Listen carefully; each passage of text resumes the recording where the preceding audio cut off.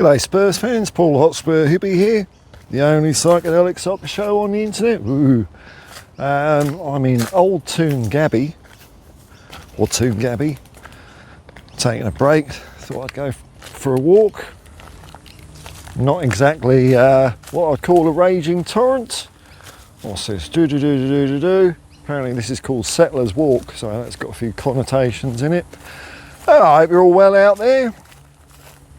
Funny how a good night's sleep and a belly full of food can make things all right. I've kind of washed away that performance against Arsenal. I think possibly a reason why I wasn't as upset about it as most is because it was pretty apparent from the kickoff that it looks like they were just, I can't say better, they had the upper hand, I'll put it that way. I think, if we lose games in the last minute by doing something silly, that's when I get a bit fired up. Like the Europa League final, which we won, which a lot of people out there don't seem to give a shit about. But I tell you what, oh bloody hell, a huge gecko just ran in front of me. I think it was a gecko. Let's see if I can find the little bugger. Probably scared him.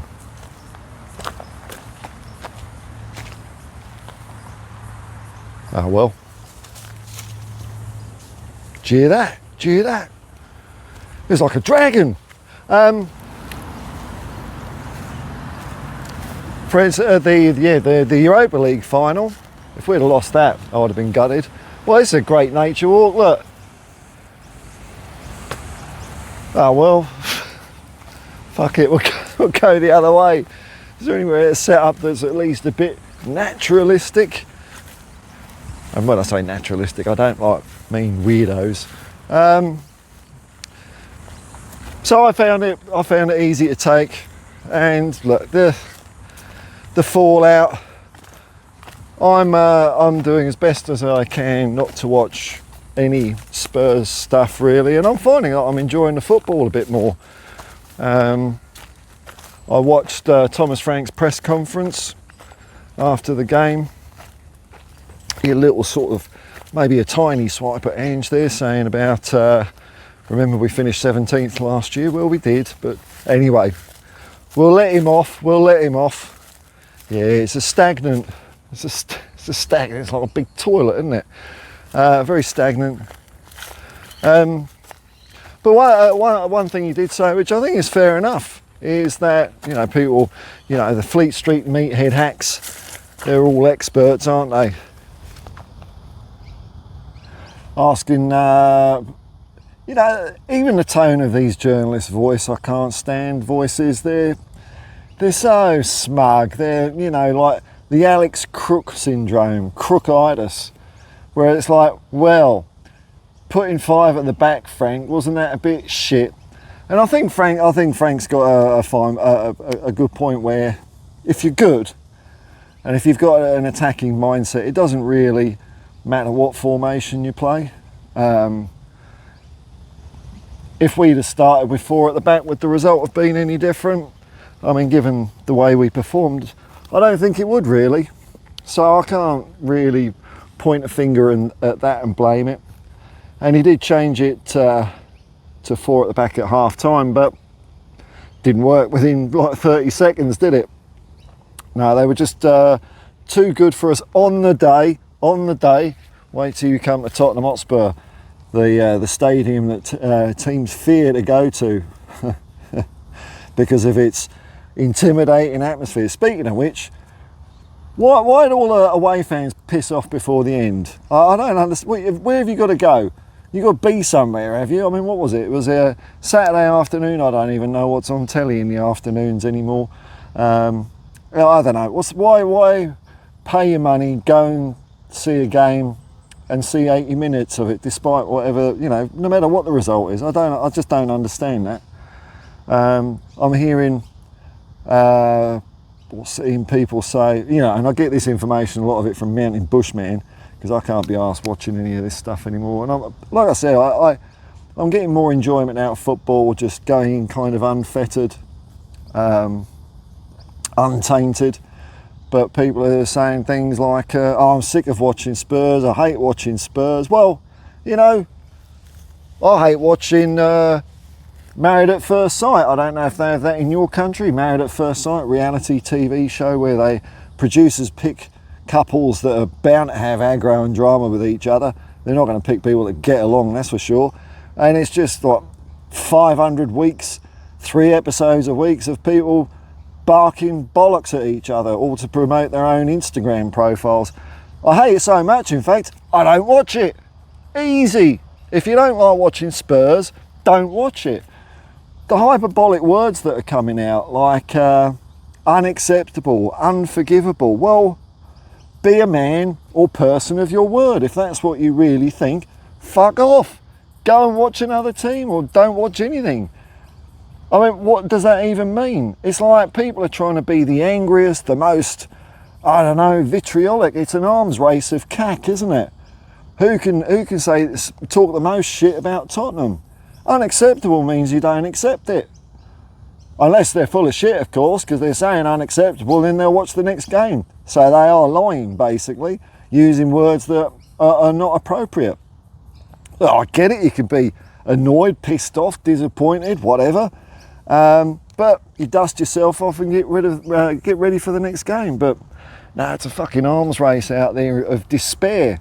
It's almost like people are rubbing their hands for us to do badly. And this is our own fans, you know, because they know if we don't do well and they get to shout and swear and say naughty things about Tottenham. I mean, I can shout and swear, I don't need to say anything bad, it's just my nature. That gets views, that gets people looking at them, mainly probably from other clubs, saying, let's look at the Tottenham fans shit themselves.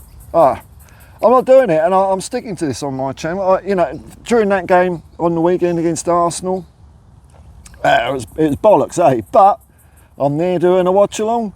I'm going to entertain people, mainly because I'm entertaining myself. I'm having fun myself.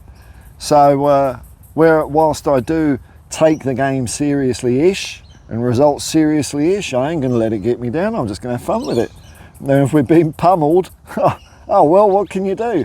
Me saying it's unforgivable and unacceptable ain't going to change shit.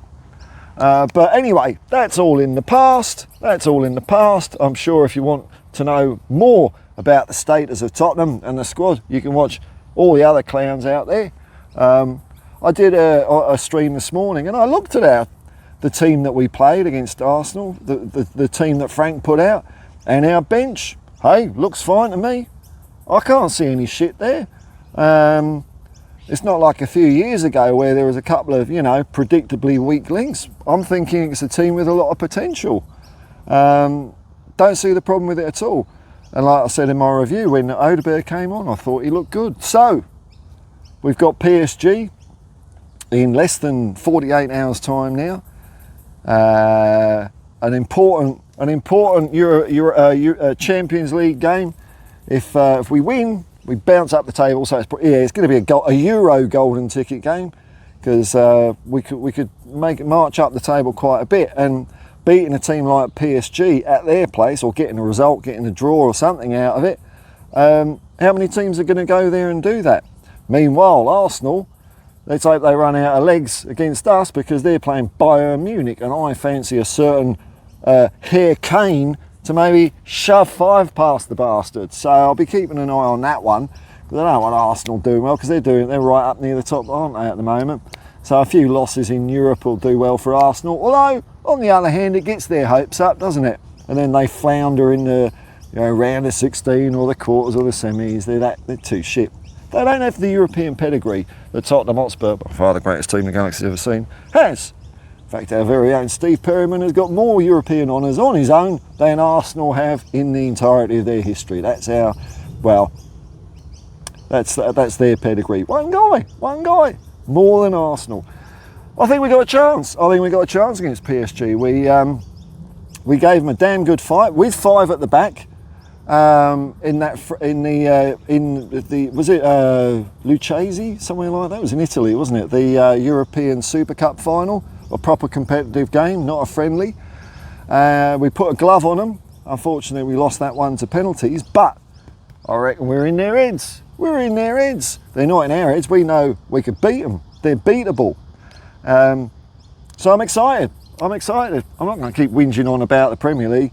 Let's face it, for a club like Tottenham, Premier League is the games that fill the gaps between cups. Because, I mean, okay, yeah, the treble is on.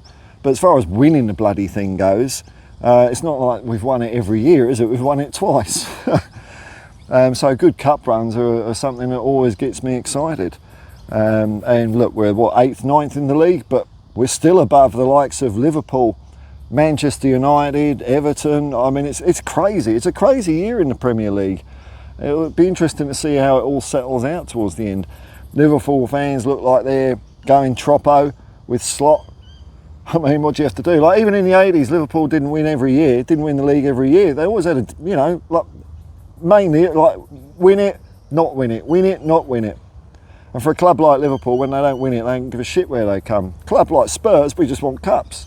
And maybe a year when teams are struggling to find form, we might sneak in. We might sneak in and win a Premier League. It'd be nice to do in my lifetime, but I'm not holding out. I'm not holding out. I might look like a deluded old fool, but I have quite a good old grip on reality, which is why when I'm watching games, I don't get that pissed off. Just because it doesn't match the fantasy of how I want the game to be, I just accept what's going on. Other people, it's like, but I want this. I want to beat this. I want to beat Arsenal. Well, I mean, I predicted 5-0, but we're not competing. I had it in my brain we were competing, and they just go. When fantasy and reality collide, they just don't know where to turn. Just take every game as it comes. PSG, we're coming for you. Yes, yeah. Ecofair. That's what PSG are going to do. We're going to be all over them. 7 o'clock Thursday morning is the kickoff, so I'll be doing a watch along. Be there or be square. Till next time, folks, I'll just say peace and love, man. Peace and love, and come on, you Spurs.